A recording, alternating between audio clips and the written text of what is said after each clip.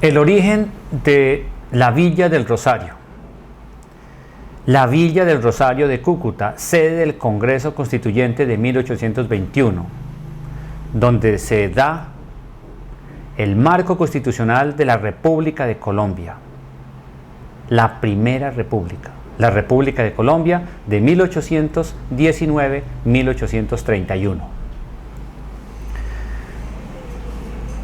3 unidades territoriales existieron en los valles de Cúcuta, distintas, con actores distintos, que históricamente deben ser reconocidas como tales.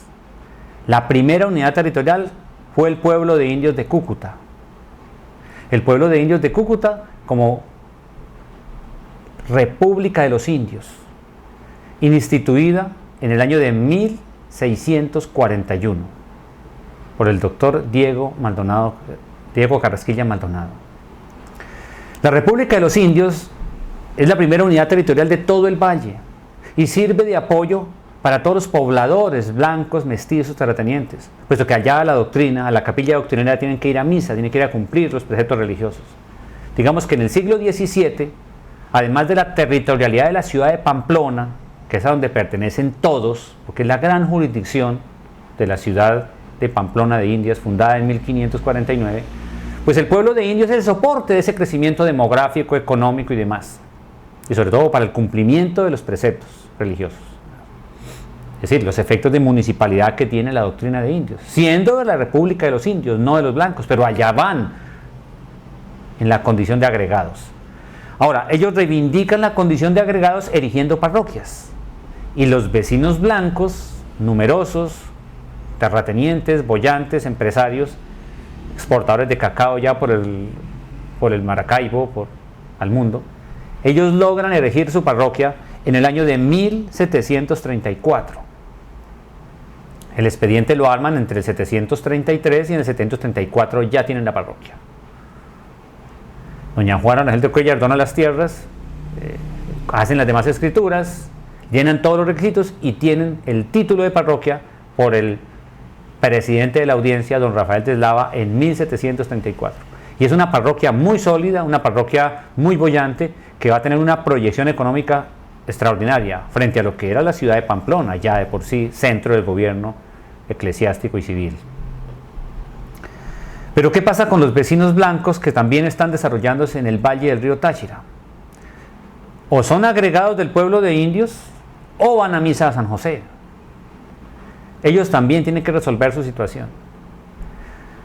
En 1750 viene un visitador eclesiástico, ve que hay una población muy nutrida en el valle bajo del río Táchira, sobre todo en la ribera izquierda del río Táchira, y habla con ellos y dice, bueno, ellos están mal administrados, hay que ponerles una viceparroquia. Y entonces ordena al párroco beneficiado de San José que dote esa viceparroquia, que mande un subalterno o un teniente de cura. Y en efecto, el padre de San José, el párroco de San José, manda un teniente de cura con un sueldo de 50 pesos al año para que sirva, atienda a los vecinos estos del río Táchira. Y localiza la viceparroquia más o menos en lo que hoy sería Boconó, o la parroquia de Santa Ana ya en Boconó. El detalle es que los vecinos de la parte más alta no iban a estar tan contentos yendo hasta Boconó, les quedaba más cerca ir a San Antonio, pero tenían que pasar el río. San Antonio es de la jurisdicción de la villa de San Cristóbal, es decir, ellos necesitan algo más. Y ellos también insisten en buscar cómo se administran, porque no les conviene mucho la viceparroquia de Nuestra Señora de la Concepción. Y así es como en 1761 ellos también logran una viceparroquia, la viceparroquia de Nuestra Señora del Rosario. Entonces ahí tenemos los documentos donde ellos logran ser viceparroquia, abren el primer libro bautismal. Bueno, quedan instituidas entonces 3 curatos.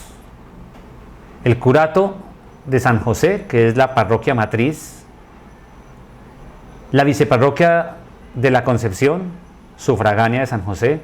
La viceparroquia de Nuestra Señora del Rosario, también sufragánea de San José.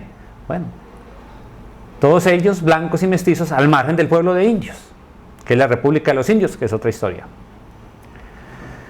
Pero el desarrollo poblacional, el empeño que ellos le ponen los rosarienses, ya como viceparroquia, del 61 en adelante, de 1761 en adelante, logran el título de parroquia de Nuestra Señora del Rosario de Cúcuta en 1774. Y en ese momento se logran titular como parroquia, pero tienen que asimilar los vecinos de Nuestra Señora de la Concepción, de tal modo que al elegirse la parroquia de Nuestra Señora del Rosario, se eliminan las dos viceparroquias previas. Es decir, si la viceparroquia del Rosario es elevada al título de parroquia formal independiente de San José, asume entonces, incorpora entonces los vecinos de la viceparroquia de la Concepción. Desaparece la Concepción, es extinguida la Concepción. Y ahí ya tenemos entonces las tres unidades territoriales: Pueblo de Indios de Cúcuta, Parroquia de San José del Guasimal y Parroquia de Nuestra Señora de la Concepción, Nuestra Señora del Rosario de Cúcuta. Pero esas dos parroquias se van constituyendo en centros urbanos muy poderosos, económicos, comerciales y demás. De tal modo que reciben un empuje poblacional y económico con la migración, el traslado de buena parte de los vecinos, la mayoría, hasta el gobernador de San Faustino de los Ríos se vino a despachar desde Nuestra Señora del Rosario. Es decir, la ciudad de San Faustino de los Ríos, con sus jurisdicciones y sus justicias, sigue existiendo, pero el gobernador despacha de allí. Es un señor Rivadeneira, despacha desde allí. Agustín Omaña y Rivadeneira despacha desde Nuestra Señora del Rosario. Luego, crece tanto el vecindario que necesitan construir un nuevo templo. La antigua capilla, o la primera iglesia parroquial, templo parroquial de Santa Ana, termina pues siendo insuficiente y ellos tienen que proponer un nuevo templo. Compran el lote y asumen la obra. Tienen muchas dificultades para la obra, pero finalmente,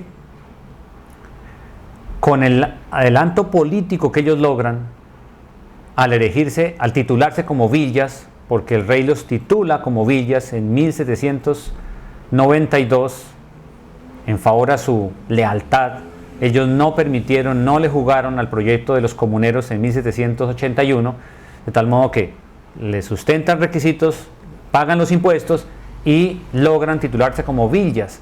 Al titularse como villas españolas tienen justicias propias, entonces se independizan de Pamplona, la ciudad matriz. Ya no sería una parroquia administrada desde Pamplona con un alcalde ordinario, un alcalde pedáneo, sino que van a administrarse por sí mismas y a partir de 1793 tienen sus propias justicias, cabildo y regimiento.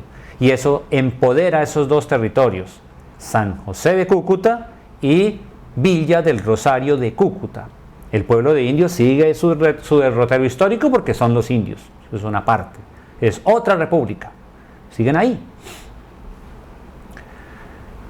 Con la villa, entonces cogen más fuerza y tienen que hacer el templo. No hay manera, ya no es suficiente la antigua iglesita que está en decadencia y que hacer un nuevo templo.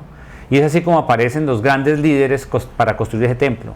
Y es don Pedro Chauveau, uno de los migrados franceses, porque dicho sea de paso, el Imperio Español ha dado a finales del siglo XVIII una apertura a todos los reinos que componían el imperio, y así es como vienen corsos, italianos, franceses, cerdeños, catalanes, vascos, y entonces se ha nutrido una población. Ahí están los Villafrades, ahí están los Fortul, otra gente que no son propiamente castellanos ni aragoneses, sino gente de otros reinos que trae un impulso universal, cosmopolita. Bueno, don Pedro Chauveau es un gran empresario, era un gran empresario que hace una alianza genial con don Gervasio Rubio en el Táchira e inician el cultivo del café, entre otras para sustituir el cacao, que ya había ido como en cierta decadencia por unas plagas que le llegaron al cacao finalizando el siglo XVIII,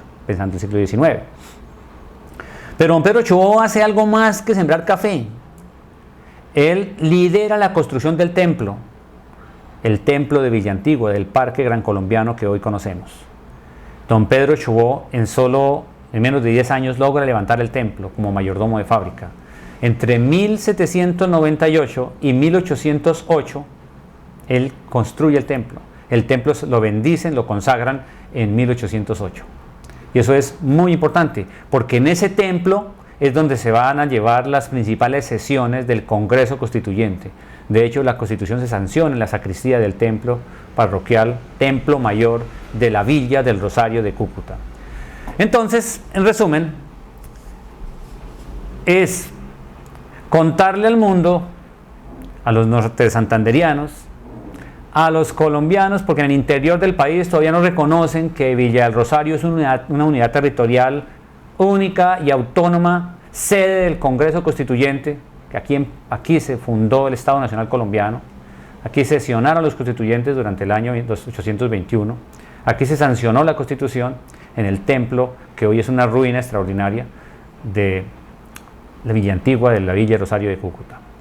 Pero que la capital, que es Cúcuta, por la primacía del topónimo Cúcuta, pues es paralela al pueblo de indios de Cúcuta, que igual pasó al sistema republicano como una unidad territorial, como un pueblo, el pueblo de Cúcuta, hasta finales del siglo XIX, que el padre Demetrio Mendoza lo convirtió, le cambió el nombre, primero por la vocación religiosa y luego consiguió una ordenanza de la asamblea para que lo llamaran San Luis, y todo el mundo habla de San Luis, pero San Luis se llamó ayer tarde, finalizando el siglo XIX. Durante toda la historia fue el pueblo de Cúcuta.